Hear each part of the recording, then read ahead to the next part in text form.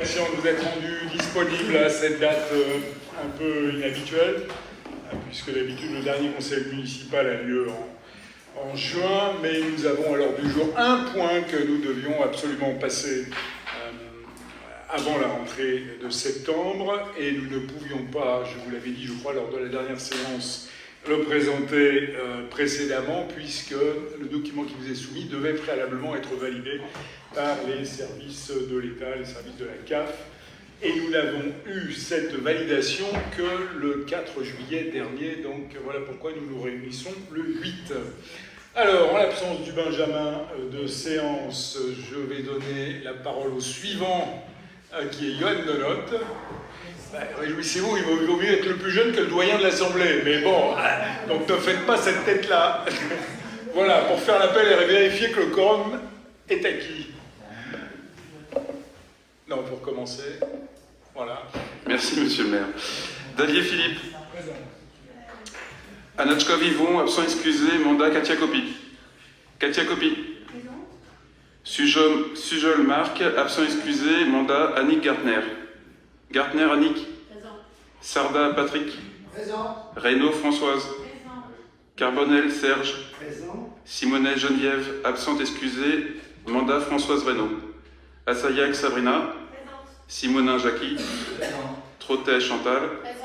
Aydin Jean-Marc. Présent. Nanot Johan présent.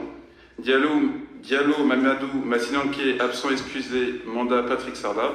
Lepage Anne-Marie. Présent. Ouette Thérèse. Présent.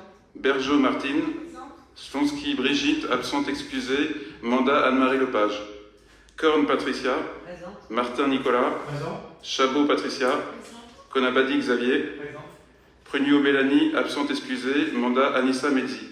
L'autre Catherine. Présente. Anissa Medzi. Présente. Jinja Cédric, absent excusé, mandat Catherine Lotvote. Ganès Kamel. Guillois Astrid, absente excusée, mandat Jackie Simonin. Deslandes Lionel. Présent. Petrella Julie, absente excusée, mandat Patricia Chabot. Denis Bernard. Schleck Jean-François. Présent. Calizir Sandrine, absente excusée, mandat Bernard Denis. Lebar Génie. Merci. Donc le quorum est bien atteint, nous allons pouvoir délibérer, et donc nous avons un seul point à l'ordre du jour. Donc Cathy Copy va vous présenter cette délibération et le projet éducatif de territoire. Je voudrais simplement, en préambule, adresser mes remerciements à l'administration, à tous les services de la ville qui ont travaillé sur ce dossier important. Mes remerciements également aux associations de la ville qui ont été associées à l'élaboration de ce document, aux parents d'élèves, aux fédérations de parents également, avec lesquels nous avons travaillé depuis un certain nombre de mois pour produire ce document qui, je vous le redis, a été validé par les services de l'État et les services de la CAF, et qui va nous permettre de mettre en place, à partir de la rentrée de septembre, un certain nombre d'activités qui vont être développées dans le cadre, dans la continuité de ce qui est fait dans le cadre scolaire et sur le cadre périscolaire et les mercredis. Voilà, donc c'était un travail important, et je vais laisser Katia vous le présenter. Merci, monsieur le maire. Alors, qu'est-ce que le PEDT et le plan mercredi ? Le projet éducatif local, donc ce PEDT et le plan mercredi, sont des dispositifs qui visent à coordonner des actions éducatives, périscolaires et extrascolaires sur un territoire donné en partenariat avec les acteurs locaux pour favoriser le développement global et harmonieux des enfants et des jeunes sur le territoire de la commune. Le PEDT a pour objectif d'assurer un équilibre entre les différents temps, avant et après l'école, les mercredis, et pendant la pause méridienne, dans le respect des rythmes de vie, des apprentissages et des centres d'intérêt de l'enfant et du jeune de 0 à 17 ans.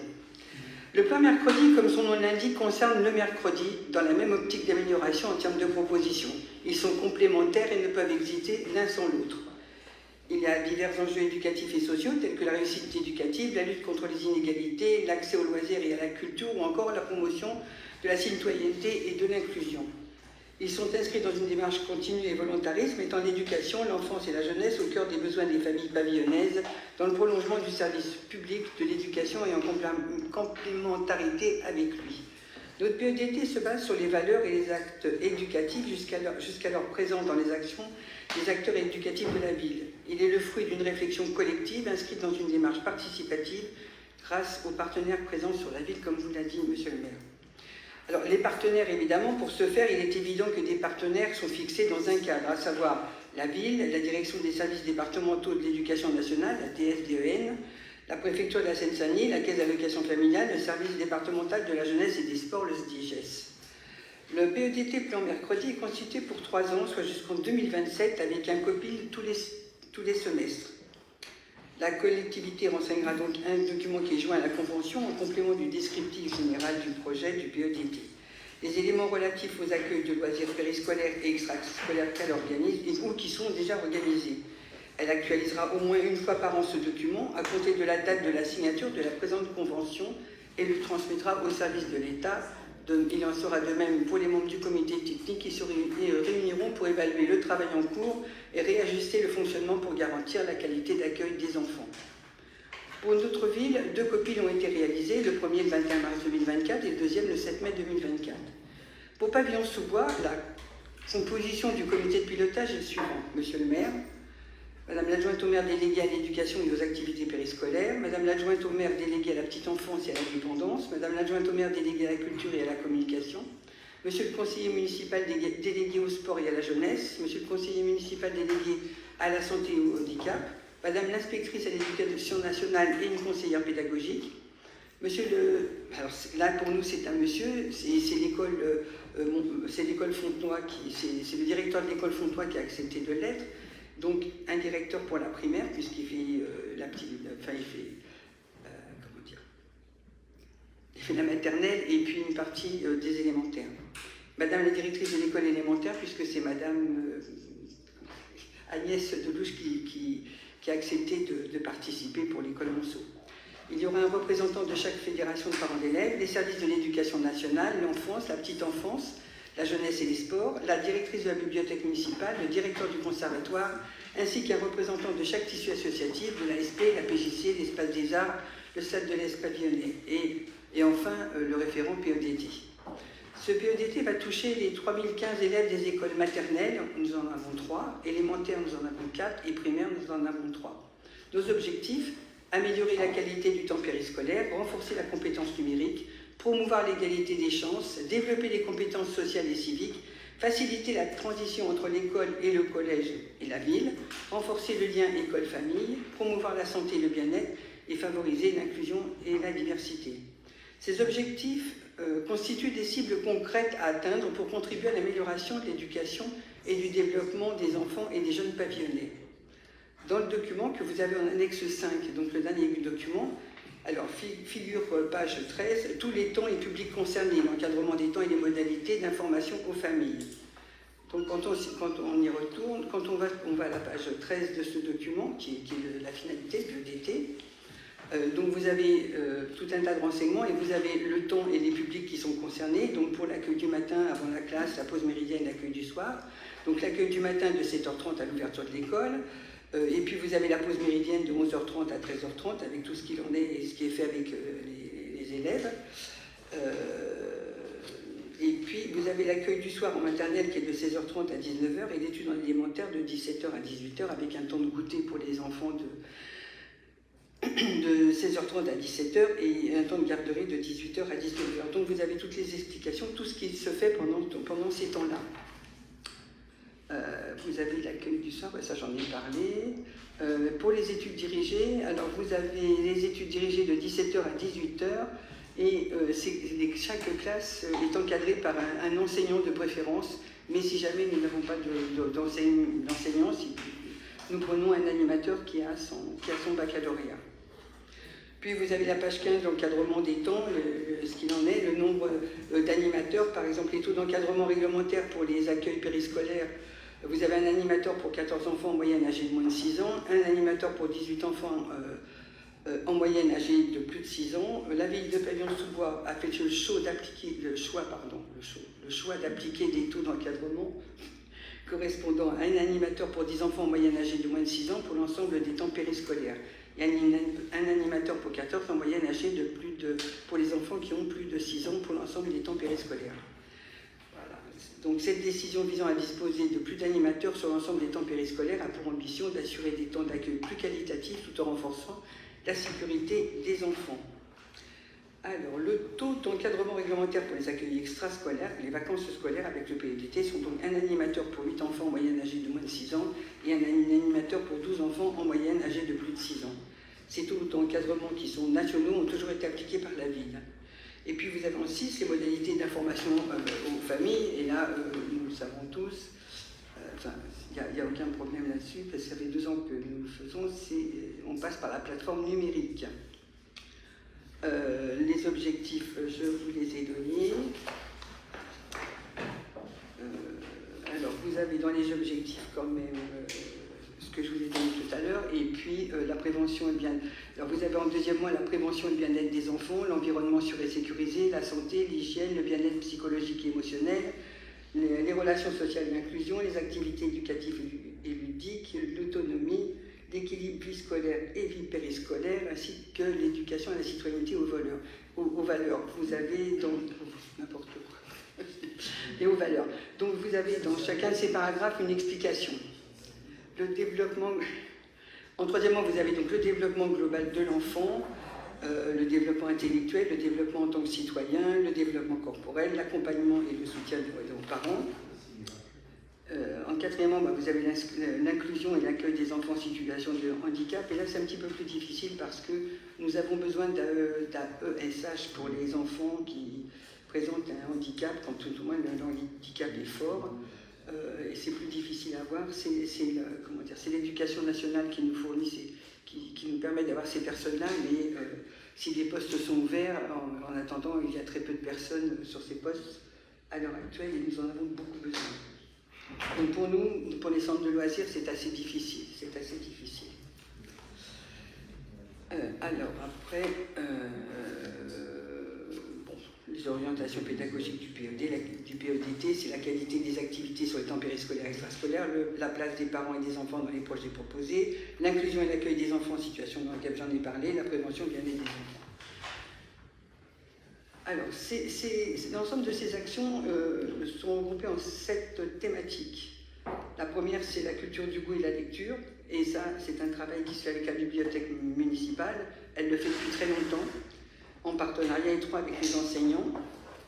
Il en est de même avec les élèves du conservatoire pour sensibiliser les enfants à la musique au travers des projets existants et que sont EVE, c'est l'exploration vocale à l'école, le projet de découverte du conservatoire proposé aux classes de maternelle, et le projet Arvège, aménagement des rythmes de vie de l'enfant et du jeune. Le projet EVE a vocation à s'étendre de manière progressive sur l'ensemble des écoles de la ville à partir de septembre 2024. En partenariat avec la PJC, vous avez l'accompagnement à la scolarité et à la bibliothèque et vice-versa.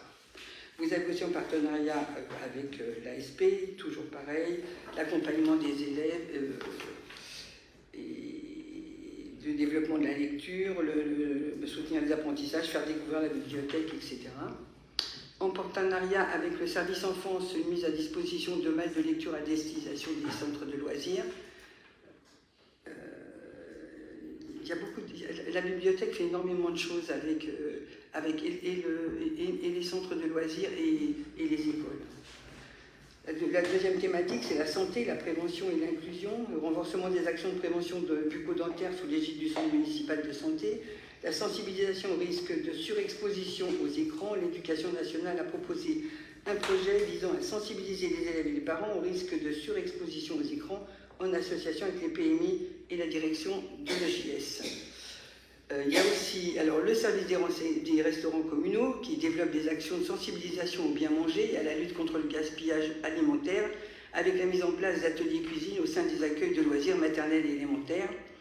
Puis le projet Apprentis cuisiniers, les équipes d'animation souhaitent amener les enfants à prendre conscience des enjeux liés à une bonne alimentation. Projet culinaire destiné à l'ensemble des accueils maternels et élémentaires. Ce projet se déroule évidemment les mercredis. Vous avez en thématique 3 la découverte scientifique et technique. Alors là, c'est la culture scientifique permettant tout au long de l'année de mieux comprendre les évolutions techniques et scientifiques, le monde qui nous entoure. Découverte et connaissance des sciences et des technologies à travers des expériences ludiques et éducatives, comme des ateliers qui ont été proposés par les fédérations de parents d'élèves à destination des temps périscolaires et extrascolaires. On se retrouve en thématique 4 avec le sport, donc la pratique physique et sportive, activité plein air constitue un élément important de l'éducation, de la connaissance et de la maîtrise de son corps, de l'intégration et de la vie sociale.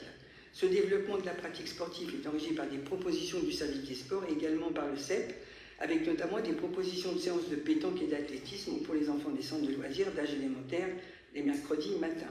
Donc ça n'existait pas. Qu'est-ce que nous avons en thématique 5? Le développement durable, la citoyenneté, la sensibilisation à l'environnement immédiat et l'aménagement de l'espace pour préparer le futur citoyen à des responsabilités sur son cadre de vie, l'éducation à l'environnement, la biodiversité, l'écologie, l'eau, le gaspillage alimentaire, la sensibilisation aux économies d'énergie, la sensibilisation au tri des déchets et au recyclage.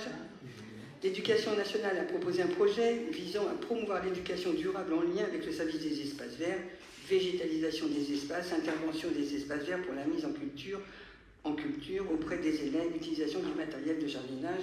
Ça aussi, c'est prévu pour l'année prochaine. Les actions visant à développer donc un esprit de citoyenneté, comme le permis vélo, sont aussi prévues au sein des écoles et en partenariat avec le service de la police municipale.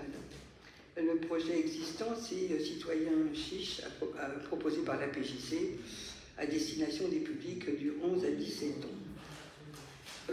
La thématique suivante, la thématique 6, c'est l'apprentissage de l'anglais, et ça c'est aussi très nouveau, et M. le maire a absolument souhaité que ça rentre dans notre PEDT.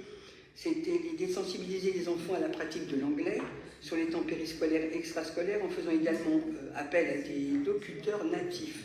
Une mobilisation d'étudiants en langue étrangère, et plus précisément l'anglais, est également envisagée afin de permettre la tenue d'ateliers pour la fin de l'année 2024. Les ateliers seront organisés tout au long de l'année scolaire sur une durée de 45 minutes à 1 heure. Alors la thématique 7, c'est l'aide aux devoirs par le biais du tissu associatif, d'actions menées depuis des années par la PJC et puis par l'ASP. Le projet existant aussi, c'est l'accompagnement à la scolarité pour la PJC. Il y a également le projet existant, c'est accueil des collégiens temporairement exclus, dit ACT, toujours avec la PJC. Et bon, c'est toujours sur le périscolaire et scolaire. Après, l'association de l'ASP travaille sur les fondamentaux auprès des enfants, notamment pour le français et les mathématiques. Et ainsi, le projet Ancrage des connaissances à travers des sorties vivantes et motivantes de l'ASP a pour objectif de rendre tangible, à travers des sorties pédagogiques et ludiques, ce que les enfants apprennent à l'école en développant le vivre ensemble et en illustrant les contenus pédagogiques enseignés. D'ailleurs, l'ASP a pour projet le développement de l'activité aide aux devoirs sur le territoire, avec pour objectif de définir pour la rentrée de septembre 2024 la mise à disposition peut-être de 2 autres locaux supplémentaires pour développer la qualité et les actions éducatives qui permettront d'atteindre cet objectif. Voilà. Puis vous avez toutes les explications concernant le plan mercredi qui s'intègre en fin de compte dans le PEDT puisqu'il concerne le mercredi.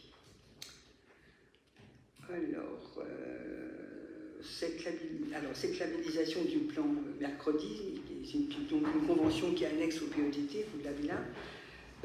Elle a vocation à faire du mercredi un temps de réussite et d'épanouissement pour l'enfant en cohérence avec les enseignements scolaires. La nécessité de prendre en compte le rythme de l'enfant et la continuité éducative sont donc au cœur du plan mercredi. Il repose sur le lien étroit qui est créé entre les écoles et les structures de loisirs et sur l'organisation d'activités périscolaires de qualité. La signature de la convention PEDT et la labellisation du plan mercredi engage les signataires à organiser des accueils de loisirs périscolaires du mercredi, satisfaisant la charte qualité du plan mercredi et permet d'obtenir un label qualité, toujours plan mercredi. Voilà. Alors, les objectifs généraux, ça c'est exactement la même chose que pour l'autre, pour le PEDT. Donc la charte qualité du plan mercredi est une annexe au PEDT, sa durée est identique à celle du PEDT. C'est 3 ans, c'est-à-dire 3 ans. L'accessibilité, oui, c'est exactement la même chose. Donc à partir de septembre 2024, notre commune intégrera le plan Mercredi dans le cadre du plan éducatif territorial. Le conventionnement plan Mercredi est donc associé et conditionné à celui du projet éducatif de territoire, ce que je vous avais déjà dit. Sinon, les activités proposées, les activités existantes avec le service des sports. Donc nous disposons de 3 éducateurs territoriaux des activités physiques et sportives. Ils interviennent durant la période scolaire auprès des écoles afin de dispenser des cours de PS entre 7 et 8 séances par cycle auprès des grandes sections jusqu'au CM2. Chaque niveau bénéficie de 2 cycles d'apprentissage au cours de l'année. Durant les périodes des vacances scolaires, les éducateurs sportifs proposent auprès des enfants de 4-5 ans en matinée des séances d'initiation autour des sports variés et divers, et auprès des 6-11 ans des olympiades ou encore des stages sportifs permettant une progression autour d'un sport choisi en amont. En matinée pour les CP, CE1 et en après-midi pour les CE2, CM1, CM2. Les éducateurs interviennent aussi auprès des jeunes de 12 à 17 ans en après-midi sur la structure à tout sport et loisirs ASL afin d'apporter leur expérience et leur technicité sur différentes disciplines sportives. Au niveau des services municipaux, le service de l'enfance, l'AVIL s'inscrit dans la conception des activités périscolaires, dans la prise en compte des axes de projet des écoles, en faisant des chorégraphies, des spectacles sur le temps de la pause méridienne et les mercredis autour des arts et de la culture à Jules Verne. Une exposition interville en art reprenant la culture des différents pays du globe, notamment Tokyo, New York, Paris, Moscou, etc. Création d'un aquarium afin de travailler sur l'écosystème aquatique à Jean Massé, exposition kermesse à Eugène Fischer. Au niveau de la bibliothèque, des accueils de lecture, petite et moyenne section et double niveau maternel sont accueillis en classe entière dans la grande salle au rez-de-chaussée. Bon, mais tous ces renseignements-là, vous les avez donc dans votre document, la visite de découverte et lecture d'histoire, dans ma classe Ilia, rencontre d'auteurs, prix littéraire. Au niveau du conservatoire, le projet Arvège, aménagement des rythmes de vie de l'enfant et du jeune. Vous avez, c'est un projet artistique qui est proposé aux écoles, de la danse classique, musique mongole, sound painting, rock. Enfin, 20 classes ont la possibilité de s'inscrire afin de participer au projet. De février à avril de 2024, ces classes sont disposées d'une séance d'1 heure de sensibilisation courant mai 2024. Vous avez aussi le projet F, comme je vous l'ai dit tout à l'heure, c'est l'exploration vocale à l'école. Il a été développé dans les écoles Fischer et Brossolette, mais on compte aller beaucoup plus loin l'année prochaine. Écoutez, c'est pour ainsi dire tout ce qu'il y a.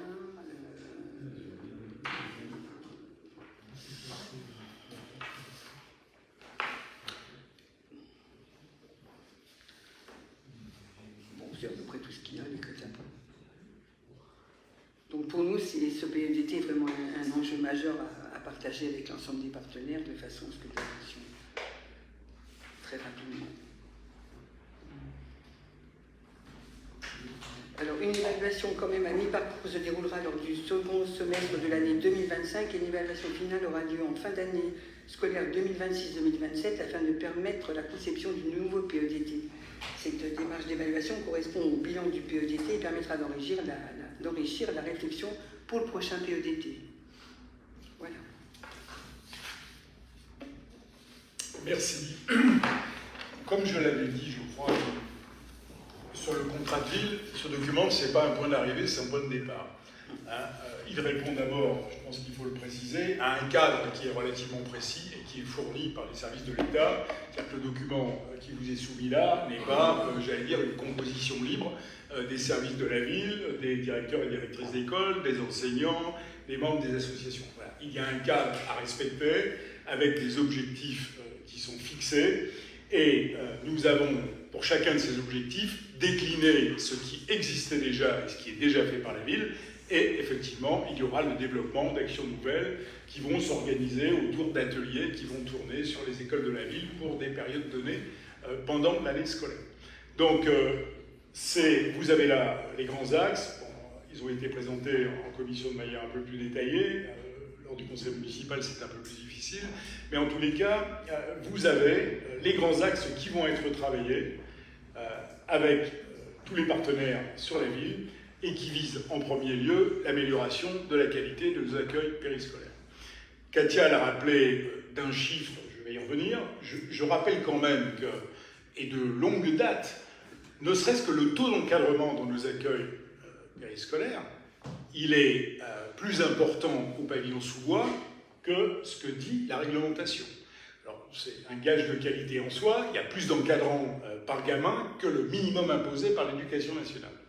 Donc, tout cela pour dire, et sans compter ce que Katia a rappelé, c'est ce qui existe déjà en matière de culture, en matière de soutien scolaire, en matière de sport, etc. Il y a beaucoup de choses qui existent et qui sont reprises dans le PEDT, mais l'intérêt, c'est aussi ce que nous allons essayer de développer en plus pour faire en sorte que ces accueils soient le plus qualitatifs possible et qu'il y ait une cohérence globale entre ce que fait l'éducation nationale sur le temps scolaire et tout ce que nous faisons nous sur le temps périscolaire, y compris les mercredis. Donc voilà les objectifs que nous nous fixons. Bien évidemment, ça demandera des moyens supplémentaires. En contrepartie de ces dépenses supplémentaires, nous aurons un appui supplémentaire de la CAF qu'on peut chiffrer aujourd'hui. On verra comment les choses, je ne vais pas dire se terminent, mais on peut penser qu'on aura un taux de subvention d'environ 80-90 000 € par an pour développer. Ça nous coûtera plus. Mais en tous les cas, c'est la contribution, ça sera la contribution de la CAF pour la mise en place de ce PEDT. Voilà, donc c'est le point de départ. Ça a été un travail qui a été fait avec beaucoup de partenaires, que je remercie encore. Et tout à l'heure, j'ai oublié, parce qu'on oublie toujours quelqu'un quand on se lance dans les remerciements. Bien évidemment que les directeurs et les directrices d'école ont été partie prenante de la construction de ce document, en plus des fédérations de parents d'élèves, et puis Madame Le Cabellec, qui est aussi l'inspectrice de l'éducation nationale, qui nous suit depuis maintenant une année après le départ à la retraite de M. Borès. Voilà, grosso modo, ce que nous pouvions vous dire de ce document. Bien évidemment, le débat est ouvert. La seule chose que nous ne pouvons pas faire ce soir, c'est modifier le document, puisqu'il a été soumis à l'approbation du groupe, du fameux GAD, le groupe d'appui, j'oublie toujours le dernier, ce que veut dire le D, groupement d'aide, enfin bref, c'est la fameuse cellule qui reprend, qui valide le document au nom des services de l'État et de la CAF, et qui a validé ce document le 4 juillet. Voilà, si vous avez des questions, on y répondra bien volontiers. Madame Lebar. Merci Monsieur le maire, merci Katia de la présentation de ce document extrêmement copieux, merci aussi donc aux services municipaux qui ont travaillé. J'entends avec plaisir que ce n'est qu'un point de départ et qu'on va pouvoir continuer à travailler sur ce document. La première réflexion que je voulais faire, c'était un peu une réflexion de forme, c'est que je regrette que les commissions n'aient pas été plus que ça associées à ce travail. Il y a de la santé, il y a de la culture, il y a de l'éducation, etc. Donc, j'ai vu qu'il y avait 2 comités de pilotage qui s'étaient déjà réunis. Je regrette qu'on n'ait pas été tenu plus au courant, je n'ai pas été tenu plus au courant de l'élaboration du document. Ça nous aurait permis peut-être d'intervenir ou d'apporter des idées. On peut en avoir. Voilà, donc ça c'était sur la méthodologie. Donc j'espère qu'à l'avenir, on va être un peu plus associé effectivement à la mise en œuvre des projets, parce qu'à la lecture du document, qui est extrêmement copieux, j'ai quand même eu du mal à faire la part entre les projets existants, que je connais, oui, je suis d'accord, on les connaît, et les projets que vous souhaitez développer, notamment par exemple, je pense à la citoyenneté. Je trouve que ce serait intéressant, notamment par les temps qui courent, qu'on ait une réflexion peut-être plus approfondie tous ensemble sur ce qu'on pourrait faire. J'ai bien noté l'histoire du permis vélo, je pense qu'il y a plein d'autres choses à faire et je pense que ce serait vraiment bien qu'on travaille de façon plus approfondie sur certains aspects. Et la dernière observation que je voulais faire, mais vous y avez en partie répondu, c'est qu'effectivement il va y avoir des projets, en tout cas j'espère, qui vont être mis en place, qu'il va falloir les budgéter. Donc j'entends avec satisfaction que la CAF va subventionner à 90%. On peut... Ah non, j'ai dit 80 000 euros. Ah pardon, 80 000 euros, dommage. 90%. Dommage. Oui, ça m'étonnait. Excusez-moi, ça m'étonnait. Mais je dois être déjà en vacances, ça doit être pour ça. Bon, 80 000 euros, bon, voilà. Mais je pense que ces projets qui vont être mis en place ont un coût. Et voilà, je voulais savoir si vous les aviez... Bon, enfin, j'ai bien compris que pour le moment, les projets étaient prévus, envisagés, proposés, qu'il n'y avait rien de ferme. Donc, je vous redis tout l'intérêt que je porterai à ce que nous soyons plus associés, enfin, que c'est un mot de majesté, pardon, que je sois plus associé au développement de ce projet. Sur le coup, je vais vous donner deux exemples. Ce qu'on va faire avec les restaurants communaux, ça a été proposé par le responsable du service qui, effectivement, va se charger d'organiser ces ateliers autour du bien manger, de la lutte contre le gaspillage, etc. Ça, ce ne sont pas forcément des projets qui vont être coûteux, puisqu'on peut les organiser en interne. Un autre projet qui, lui, va demander des moyens, c'est ce qu'on veut faire autour de l'apprentissage de l'anglais, ou de la sensibilisation, parce qu'on ne va pas donner des cours d'anglais. Donc, effectivement, l'idée d'avoir recours soit à des volontaires européens, soit à des étudiants en France qui sont anglais langue maternelle, de les faire intervenir dans nos centres de loisirs les mercredis ou les fins d'après-midi sur les accueils périscolaires, ça va avoir un coût. Mais bon, après, il faut savoir, c'est toujours pareil, il faut savoir ce qu'on veut. Et donc, effectivement, on va mettre en place ces ateliers avec un coût supplémentaire. Voilà. Mais c'est aussi un choix politique. C'est-à-dire que si on veut améliorer... Enfin, moi je pense que ce que nous faisons déjà, cette ville n'a absolument pas à en rougir. D'ailleurs, ça a été la vie... J'aurais pu venir ici en lisant, mais ça ne se fait pas, la copie du mail que le directeur général adjoint des services a reçu de son interlocuteur qui a présenté le dossier le 4 juillet dernier. On a reçu en retour un mail élogieux. Sur le contenu du document, vous le qualifiez de copieux, je ne sais pas le terme tout à fait qu'ils ont utilisé, mais c'est vrai que, bon, voilà, on avait regardé un peu des PEDT qui avaient été produits dans des villes environnantes, ou même en province, pour voir un peu à quoi ça ressemblait. On a trouvé beaucoup de documents très généralistes. Et d'ailleurs, manifestement, nos partenaires s'en contentent. C'est pour ça que je dis que c'est un point de départ, et puis après, on développe les actions. Et de toute façon, il y a des clauses de revoyure tous les ans pour voir ce qui a été fait concrètement. Bon, nous, on a voulu aller plus loin avec un document déjà plus détaillé sur ce que nous faisions, ce qui est plus simple, et sur ce que nous envisageons de faire. Voilà. Et du coup, je crois que ça a été apprécié par ceux qui ont examiné ce document et qui l'ont trouvé effectivement intéressant et détaillé. Voilà. Maintenant, on a les grands axes par thématique. On va pouvoir avancer. Sur la... oui, avec le service, oui, tu as tout à fait raison de me souffler. Tout ce qu'on peut faire également autour de l'environnement, on a un service environnement ici, on va pouvoir organiser des actions de sensibilisation sur un tas de choses, sur le tri des déchets ménagers, sur les arbres, sur un tas de sujets. Donc il y a des choses qui vont demander des moyens, d'autres qui en demandent moins. C'est pour ça qu'il est difficile aujourd'hui de venir vous dire voilà les sommes que cela va nécessiter. Et en tous les cas, c'est l'objectif que nous nous fixons, c'est à la première clause de revoyure d'être capable d'expliquer ce que nous avons fait, avec quels moyens, pour atteindre les objectifs qui figurent dans ce document. Voilà. Ce que je voulais vous dire, je ne sais plus si vous aviez... Ah oui, alors sur les commissions, enfin, c'est toujours la même difficulté, on aurait pu nous dire la même chose sur le contrat de ville pour la politique de la ville, enfin, c'était peut-être encore plus compliqué, parce qu'il y avait le PT à l'étage supérieur, et donc quand l'administration travaille sur des thématiques comme celle-là, j'allais dire, faire table ouverte au sein d'une commission, en plus de tous les autres interlocuteurs, je ne sais pas très bien comment on peut faire ce genre de travail.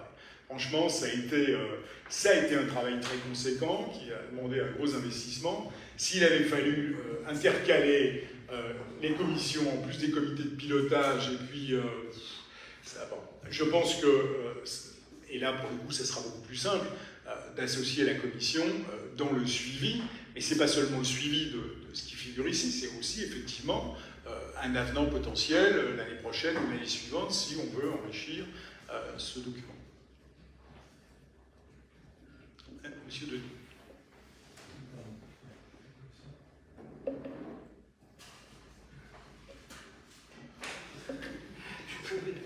Il est tombé. Beaucoup de choses ont déjà été dites, donc je suis désolé de redire un peu. En tout cas, je trouve que c'est bien qu'un tel document existe parce que il fixe un certain nombre d'ambitions, d'objectifs, c'est bien. On va remercier effectivement les rédacteurs divers qui ont participé à la rédaction de ce document, qui est effectivement très riche. Comme cela a déjà été dit, nous aurions aimé effectivement nous aussi être associés en amont, en commission à ce document, en commission municipale tout simplement, bien sûr en commission municipale au moment où le document est en train de se constituer. Effectivement, il y a des actions qui ont été mises en place par la ville ces dernières années. On voit bien qu'il y a d'autres actions à mettre en place, à étendre, à organiser, avec les associations de la ville, ce qui est évidemment très intéressant. Eh bien, on verra ce qui va être fait. Bien sûr, cela suppose des moyens, et vous avez abordé cette problématique des moyens. Maintenant, on verra quels sont les moyens que nous pouvons mettre en place pour enrichir le projet. Voilà ce que je voulais dire pour ce projet éducatif territorial. Merci.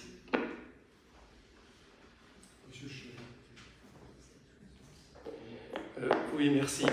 Donc, ce projet éducatif de territoire ou territorial a le mérite d'exister avec un contenu qu'il faut souligner. Néanmoins, nous avons l'impression que la tranche d'âge qui pourrait concerner aussi des 12-17 ans est peu explorée. Il y a sans doute des actions à conduire pour cette tranche d'âge, dans le domaine notamment de la citoyenneté, c'était évoqué par Madame Lebar, à la fois pour les écoliers, aussi pour les collégiens et les lycéens. On pourrait citer par exemple un conseil municipal des jeunes qui pourrait peut-être voir le jour dans les prochains mois, dans les prochaines années. Et puis peut-être un thème à explorer, celui de la santé, la prévention des conduites à risque, qui pourrait intéresser cette tranche d'âge. Vous avez parlé du contrat de ville. Alors, on a en perspective de la suite du classement en quartier prioritaire. Il me semble que la commune pourrait être éligible à ce qu'on appelle les cités éducatives. Et dans ce cadre-là, il sera nécessaire sans doute d'élargir le projet éducatif territorial, puisque les cités éducatives couvrent les jeunes de la naissance jusqu'à 25 ans sur une commune. Donc là, on voit bien qu'on a un projet qui est intéressant pour une classe d'âge sur laquelle la commune a une compétence historique, puisque c'est la compétence des écoles communales. Mais il y a sans doute un travail à conduire complémentaire sur les tranches d'âge un peu plus âgées.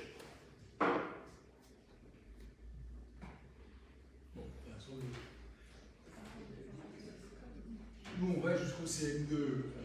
Principalement, dans ce cadre-là, puisque que ça soit les mercredis, alors, ce qui ne veut pas dire qu'il n'existe rien, c'est-à-dire que pour les ados, au-delà de la 6e, il y a des choses qui existent, mais là, vous avez principalement ce qui concerne les écoles maternelles et élémentaires. Donc, voilà. Ce qui ne peut pas dire qu'il n'existe rien par ailleurs. Oui, non, mais c'est ce que j'ai dit. Il y a des dispositifs qui existent, soit qu'ils soient pilotés directement par la ville, soit effectivement à destination des jeunes et proposés par les associations. Voilà.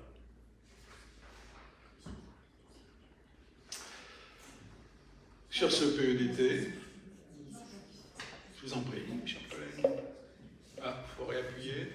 Merci Monsieur le maire. Moi je voulais juste apporter une précision par rapport à l'initiation en anglais. C'est une très bonne chose parce qu'à la rentrée prochaine, en fait, il y a le programme PISA, en fait, qui à partir de 2025 va évaluer le niveau d'anglais des enfants à l'entrée au collège. Donc c'est très intéressant finalement d'impulser cette initiation en primaire pour l'entrée au collège. Voilà, puisque c'est une discipline qui n'était pas évaluée.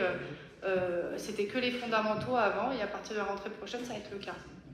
Voilà, et juste une chose par rapport à tout ce qui est sensibilisation.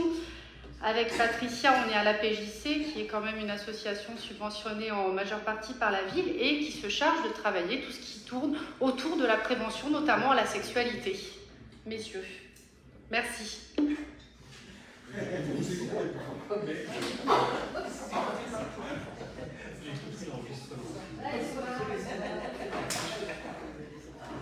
Oui, enfin...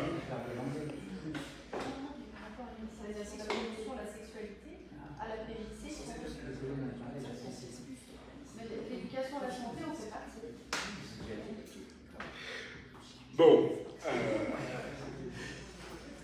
encore une fois, je pense que vous aurez l'occasion en commission, plus qu'ici en conseil municipal, parce que c'est difficile de rentrer dans le détail des choses en conseil municipal, mais vous pourrez en commission effectivement voir comment les choses avancent.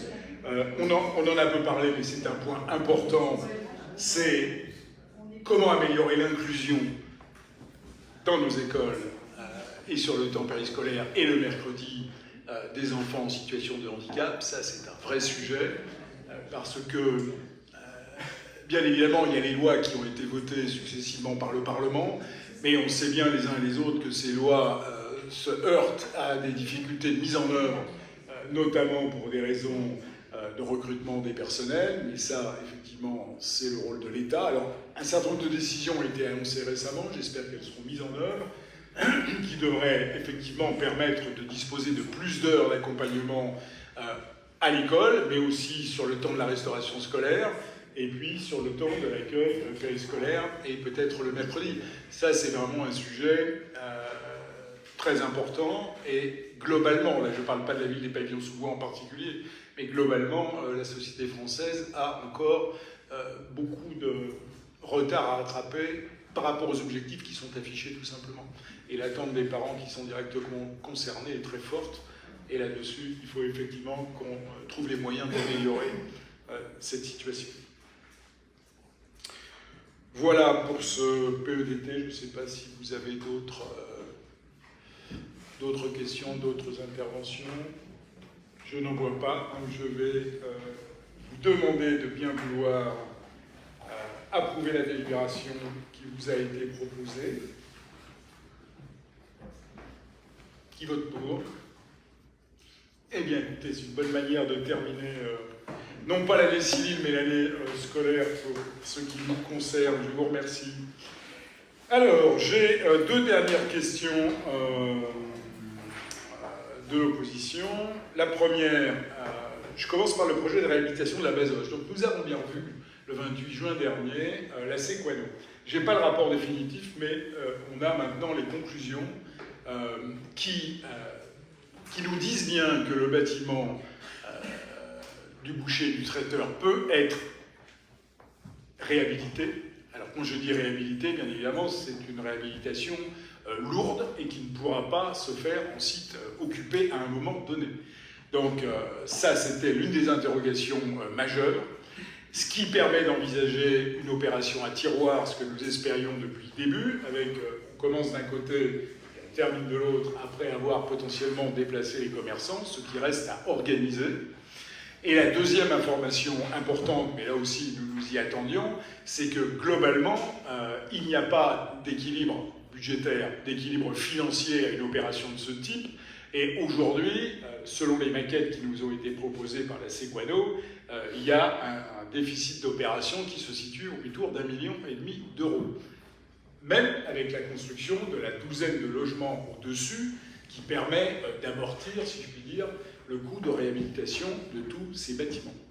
Donc, au point où nous en sommes rendus maintenant, et je vous l'avais dit, nous allons prochainement, avant la fin du mois de juillet, rencontrer la métropole du Grand Paris, ou plutôt ses services qui s'occupent du projet Ces Cœurs de Ville vivants, et la foncière de la métropole qui peut nous aider à financer ce type d'opération.